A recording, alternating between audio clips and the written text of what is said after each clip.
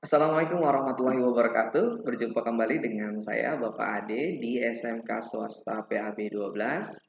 Kali ini tetap ya kita masuk dengan materi dasar program keahlian dari jurusan TKJ. Kalau minggu kemarin sudah kita bahas nih mengenai alur tujuan pembelajaran yang kedua, yaitu tentang apa itu bisnis dan gimana fungsi bisnis, manfaat bisnis. Nah, kali ini di alur tujuan pembelajaran kita yang ketiga, kita akan bahas nih mengenai analisa kebutuhan pelanggan pada bisnis teknik komputer dan telekomunikasi. Itu dia. Tapi sebelum saya masuk, gimana nih kabarnya? Pada baik semua kan? Pastinya sih semua yang ada di sini dalam keadaan baik dan sehat. Oke, biar nggak berlama-lama, kita masuk ke materinya. Tapi sebelum saya masuk ke materi, saya kasih tahu dulu nih apa-apa sih yang harus dibahas. Yang pertama, kita akan membahas tuh mengenal apa tuh pelanggan dan konsumen. Itu dulu ya. Yang kedua, mengenal analisa kebutuhan pelanggan. Yang ketiga, pentingnya analisa kebutuhan pelanggan. Terus yang keempat, manfaat dari analisa kebutuhan pelanggan. Oke, langsung saja. Yang pertama, kita mengenal dulu nih istilah pelanggan dan konsumen. Udah pada tahu belum pelanggan dan konsumen? Oke, pelanggan merupakan seorang individu atau sekelompok orang yang menjadi pembeli sebuah produk yang telah dibuat dan dipasarkan atau dijual oleh perusahaan, dan biasanya pelanggan tidak hanya membeli satu kali, tapi namun berkali-kali. Itu istilah pelanggan. Sedangkan konsumen ialah setiap orang yang memakai barang atau jasa yang ada pada masyarakat ataupun lingkungan sekitar, baik untuk kepentingan pribadi, sanak keluarga, ataupun orang lain. Setelah kita bahas pelanggan dan konsumen, kayaknya masih ada sih istilah-istilah lain, yaitu dengan istilah distributor dan produsen. Pada tahu belum istilah produsen dan distributor? Nah, di sini kita bahas nih. Distributor itu merupakan konsumen yang membeli produk yang bertujuan untuk menjual kembali. Hal ini juga biasanya disebut dengan pengecer. Sedangkan produsen, nah, produsen dalam kehidupan ekonomi bisnis merupakan sekelompok orang atau individu yang melakukan kegiatan produksi termasuk barang ataupun jasa dan nantinya akan disupport oleh distributor. Itu dia. Jadi udah tahu nih kan istilah dari pelanggan, konsumen, distributor, dan produsen. Oke, sekarang kita masuk topik berikutnya. Itu kita mengenal analisis kebutuhan pelanggan. Analisa merupakan kegiatan untuk mengamati sesuatu untuk mendapatkan sebuah hasil yang penting atau dengan tujuan untuk memecahkan suatu permasalahan. Lalu, bagaimana nih dengan analisa bisnis atau kebutuhan pelanggan? Jadi, analisa kebutuhan pelanggan merupakan hal yang sangat penting nih dalam bisnis.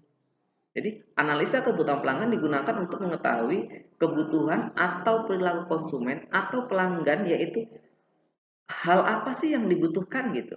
Jadi konsumen merupakan pendukung penting dalam bisnis. Oleh karena itu, kita harus dapat nih menjalin hubungan yang baik dengan konsumen. Supaya apa? Supaya bisnis kita dapat berjalan dengan baik dan dapat bersaing dengan pembisnis lainnya. Jadi ya.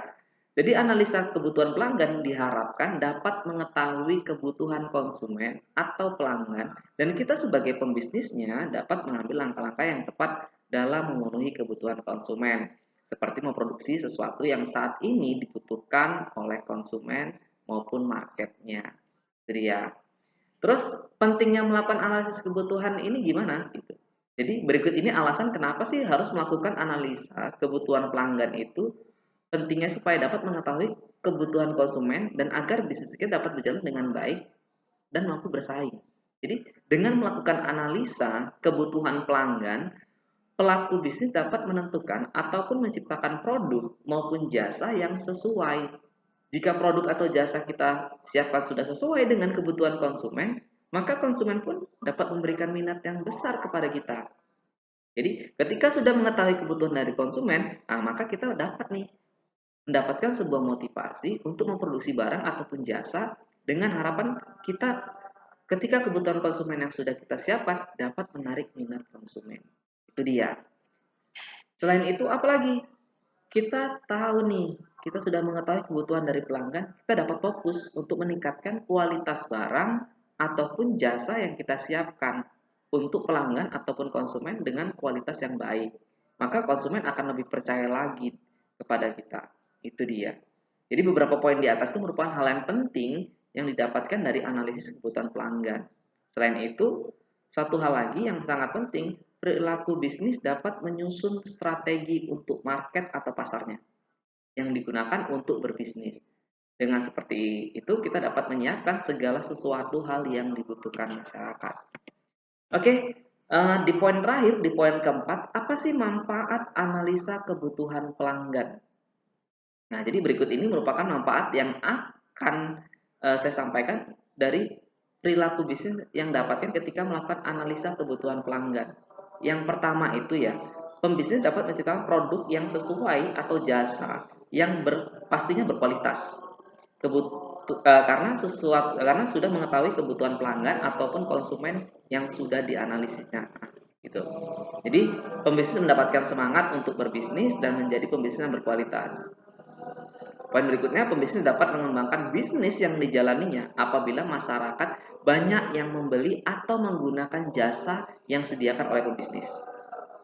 Poin keempat, pembisnis dapat menentukan target market yang akan dituju. Terakhir, pembisnis dapat meningkatkan kualitas dan mengoptimalkan produk atau jasa yang disiapkan. Jadi itu poin-poin penting dalam pertemuan kita, dalam alur tujuan pembelajaran kita yang ketiga. Jadi kita bisa tahu nih, jurusan dari teknik komputer jaringan ini mau kemana arah bisnisnya.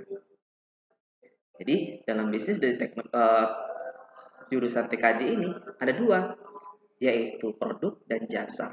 Jadi sebelum kita memulai suatu usaha dalam berbisnis, alangkah baiknya kita melakukan analisa-analisa, terus manfaat-manfaat yang ditimbulkan ketika kita menciptakan produk dan jasa kepada pihak konsumen. Jadi itu materi kita hari ini, mudah-mudahan yang saya sampaikan bisa dimengerti dan bisa mendapatkan apresiasi dari siswa saya yang sekarang mendengarkan.